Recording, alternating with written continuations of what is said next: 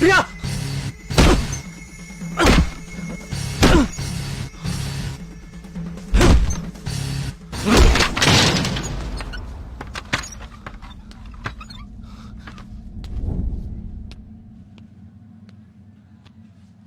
She's fine. కాకపోతే veins చాలా deep గా కట్ అవడం వల్ల బ్లడ్ లాస్ చాలా హెవీగా ఉంది. తన స్పృహలోకి రావడానికి కొంచెం టైం పడుతుంది.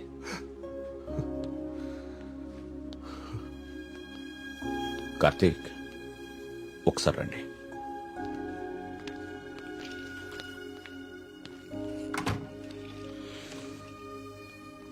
కార్తీక్, నువ్వు నన్ను రమ్మండం మంచిదైంది. నీ అనుమానం నిజం. ప్రియ తిన్న ఫుడ్లో ఒక డ్రగ్ కలపబడింది. ప్రియ బ్లడ్ ని పవర్ఫుల్ మైక్రోస్కోపిక్ అబ్జర్వేషన్ చేశాను. ఆ డ్రగ్ వల్లే ప్రియ ఆత్మహత్య చేసుకోబోయింది. విషయం అయితే చనిపోతారు. ఇలా డ్రగ్ మూలంగా ఆత్మహత్య చేసుకోవటం ఏంటి? చెప్తాను. కొన్ని వందల సంవత్సరాల క్రితం ఆయుర్వేద బ్రహ్మగా పేరొందిన సుశ్రుతుడు కొన్ని రకాల మొక్కలకి మనిషి మెదడుని కంట్రోల్ చేసే శక్తి ఉందని కనుగొన్నాడు. వాటితో ఒక డ్రగ్ తయారు చేశాడు. అలెగ్జాండర్ తన ప్రపంచ జైత్రయాత్రలో భాగంగా తన సైనికుల మీద ఈ డ్రగ్ ను ఉపయోగించాడు. ఎన్ని దెబ్బలు తగిలినా తమ శారీరక స్థితిని పట్టించుకోకుండా పిచ్చి పట్టినట్లుగా యుద్ధానికి వెళ్లేవారు. హిట్లర్ కూడా రెండవ ప్రపంచ యుద్ధ సమయంలో ఇలాంటి డ్రగ్ తయారు చేయించాడు. అయితే అదంత సక్సెస్ అవ్వలేదు. ఆ డ్రగ్ ని 3 డోసెస్ గా ఇస్తారు. రోజుకి 1 డోస్. ఆ 3rd డోస్ బాడీలోకి వెళ్ళాక డ్రగ్ ఎఫెక్ట్ స్టార్ట్ అవుతుంది. ఎవరైనా ఈజీగా ఆ వ్యక్తి మెదడుని కంట్రోల్లోకి తీసుకోవచ్చు. అంతేకాదు, ఆ 3 డోసెస్ ఒకేసారి కల్పిస్తే అది సైనైడ్ కంటే ప్రమాదకరం. It's a hypnotic suicidal drug. అంటే ప్రియా కూడా? ఎస్, ప్రియ విషయంలో కూడా అదే జరిగింది. ఆ డ్రగ్ కలిపారు. That might be 3rd dose. అంతకుముందే 2 డోసెస్ ఇచ్చేసి ఉండాలి. ఆ ఫుడ్ తిన్న వెంటనే ప్రియ మీద హిప్నాటిక్ ఎఫెక్ట్ స్టార్ట్ అయింది. అయితే ఎవరో తనని లెటర్ రాసి ఆత్మహత్య చేసుకునేలాగా హిప్నటైజ్ చేశారు. You're right. ఈ డ్రగ్ అసలు మన మార్కెట్లో దొరుకుతుందా? మార్కెట్లో ప్రోజోన్, డాల్మెన్ లాంటి హిప్నాటిక్ డ్రగ్స్ ఉన్నాయి. కానీ ప్రియకిచ్చింది వెరీ పవర్ఫుల్ డ్రగ్. అసలు ఇలాంటి డ్రగ్ ఒకటి ఉందని ఇప్పటి ప్రపంచానికి తెలియదు. వీటిని తయారు చేయడానికి కొన్ని రకాల మొక్కలు వాడతారు కార్తీక్. దే ఆర్ కాల్డ్ సైకోసిస్ ఇండ్యూసింగ్ ప్లాంట్స్. ఇవి జర్మనీ పరిసర ప్రాంతాల్లో మాత్రమే దొరుకుతాయి. కొన్ని లక్షలు ఖర్చు అవుతాయి కార్తీక్ ఈ డ్రగ్ ని తయారు చేయడానికి. మరి పోస్ట్ మార్టం రిపోర్ట్ లో ఈ డ్రగ్ గురించి ఎందుకు తెలియలేదు మనకి? అదే దీని స్పెషాలిటీ. 3rd డోస్ బాడీ లోపలికి వెళ్ళాక ఇది బ్లడ్ లో చాలా డీప్ గా మిక్స్ అయిపోతుంది.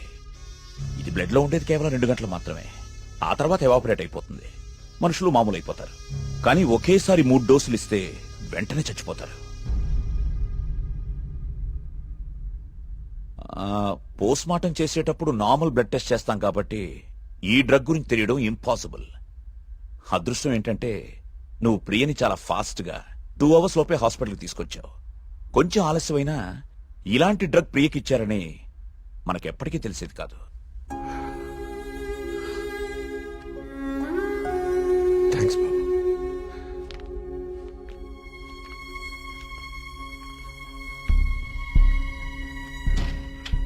అయితే అన్ని ఆత్మహత్యలకి కారణం ఆ డ్రగ్. సుబ్రహ్మణ్యపురం లాంటి చిన్న ఊరు మీద ఇన్ని లక్షలు ఖర్చు పెట్టి ఎందుకు ఈ డ్రగ్ ఉపయోగించారు?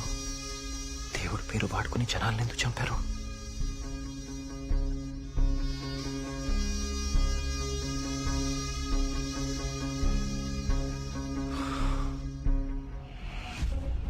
సుబ్రహ్మణ్యపురం ఆలయంతో సహా గణపతి స్థపతి కట్టిన ఆలయాలన్నీ ఒకలాగానే ఉన్నాయి. ఏదో లింక్ మిస్ అవుతున్నాను. అదేంటి ఆ ఈశాన్య మూల గది?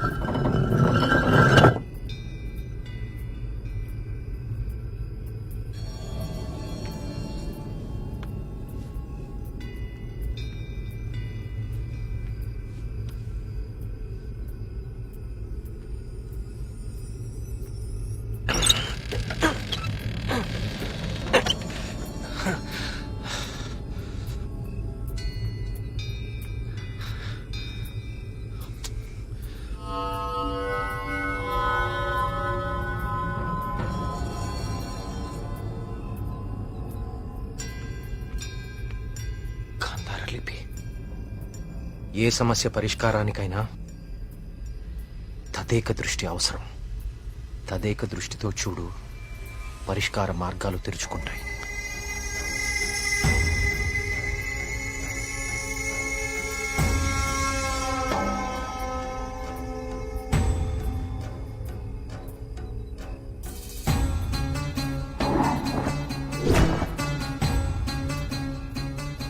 తదేక దృష్టితో చూడు, పరిష్కార మార్గాలు తెరుచుకుంటాయి.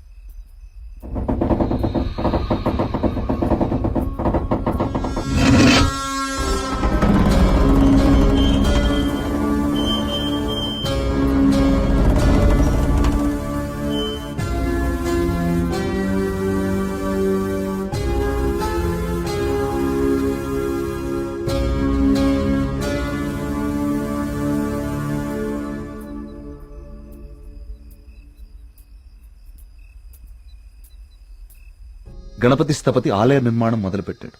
స్వామి విగ్రహం అతన్నెందుకో బాగా ఆకర్షించింది. రహస్యంగా ఆ విగ్రహాన్ని పరీక్షించడం మొదలుపెట్టాడు. ఆశ్చర్యపోయాడు. కార్తీక పౌర్ణమి రోజున కొన్ని ఘడియల సేపు స్వామి విగ్రహానికి ఒక వింత శక్తి వస్తుంది. ఆ సమయంలో ఆ విగ్రహాన్ని తాకిన జలం తాత్కాలిక అమృతంగా మారుతుంది. మనిషి వయసును తగ్గిస్తుంది. కానీ కొద్దిసేపటికి యథారూపం వచ్చి అదే మనిషి ప్రాణం తీస్తుంది. అదే ఆ విగ్రహాన్ని కొన్ని రసాయన ద్రవాలతో లేపనం చేసి తిరిగి అభిషేకం చేస్తే ఆ జలం ఈసారి శాశ్వత అమృతంగా మారుతుంది. ఇదంతా కేవలం కార్తీక పౌర్ణమి రోజున మాత్రమే జరుగుతుంది. స్వామి విగ్రహానికి దాని కింద అంతర్భాగంగా ఉన్న శిలకు ఈ శక్తి ఉందని ఆయన కనుగొన్నారు. మహారాజుకి ఈ విషయం చెప్పాలని వెళ్లి చూసేసరికి మహారాజు రవివర్మ చింతాక్రాంతుడై ఉన్నాడు.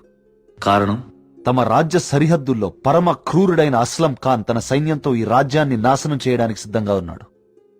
అస్లం ఖాన్ సైనిక బలంతో పోల్చుకుంటే తమ సైన్య బలం సగం కూడా లేదు. ఓడిపోవడం తథ్యం అనే దిగులుతో ఉన్నాడు మహారాజు. గణపతి స్థపతికి ఠక్కున ఒక ఆలోచన స్ఫురించింది. స్థపతి ఆ విగ్రహం గురించి తాను కనుగొన్నది చెప్పాడు. రాజు ఆశ్చర్యపోయాడు. ఆ రోజు కార్తీక పౌర్ణమి, అంటే స్వామి విగ్రహానికి వింత శక్తి వచ్చే రోజు. స్వామికి అభిషేకం చేసిన ఆ జలాన్ని తీసుకుని మహారాజు మారువేషంలో అస్లం ఖాన్ గుడారానికి వెళ్లాడు. వయసు తగ్గించే మందు తన దగ్గరుందని మాయమాటలు చెప్పాడు. అస్లం ఖాన్ మొదట నమ్మకపోయినా తన వాళ్లకి జరిగిన మార్పు చూసి ఆ జలాన్ని తను కూడా తాగాడు.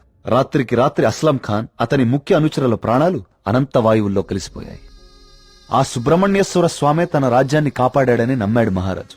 ప్రజల క్షేమాన్ని ఆలోచించి స్వామికి అభిషేకాలు జరగకుండా చూశాడు. చావుని జయించడం ప్రకృతి విరుద్ధం. అందుకే గణపతి స్థపతి మహారాజు విగ్రహ రహస్యాన్ని ఎవ్వరికీ చెప్పలేదు. ఈ విగ్రహ రహస్యాన్ని గణపతి స్థపతి గ్రంథస్థం చేసి గుడిలోని ఈ రహస్య ప్రదేశంలో భద్రపరిచాడు. ఒక ప్రత్యేకమైన నాణాన్ని ఉపయోగించి ద్వారాన్ని మూసివేశాడు.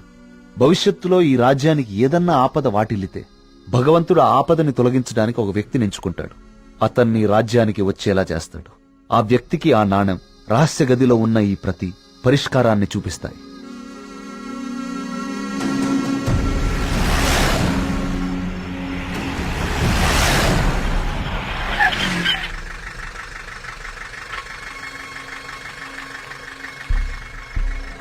సైకోసిస్ ఇండ్యూసింగ్ ప్లాంట్స్ ఇవి జర్మనీ పరిసర ప్రాంతాల్లో మాత్రమే దొరుకుతాయి.